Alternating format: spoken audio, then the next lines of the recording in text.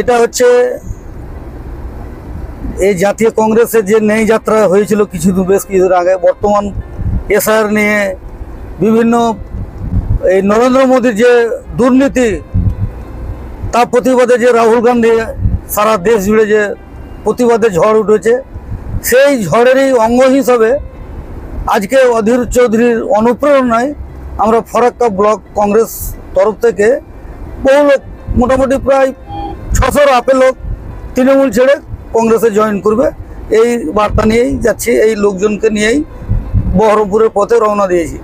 Heavyweight প্রার্থী হিসাবে কেউ জয়েন করছে আজকে তৃণমূল থেকে? একজন আছে আমার সাথে অনেক দিন থেকে কমিউনিকেশন রাখে, সেটা হচ্ছে বিশিষ্ট ব্যবসায়ী, সে মাহতাব শেখকেই আমি জয়েন করাবো। মাহতাবের সঙ্গে আর কেউ জয়েন করছেন? ওনার সঙ্গে আরও কিছু নেতৃত্ব আছে, প্রায় বিভিন্ন অঞ্চল থেকে 10টা-5টা করেই আছে কংগ্রেস জয়েন করবে সব তৃণমূল থেকে।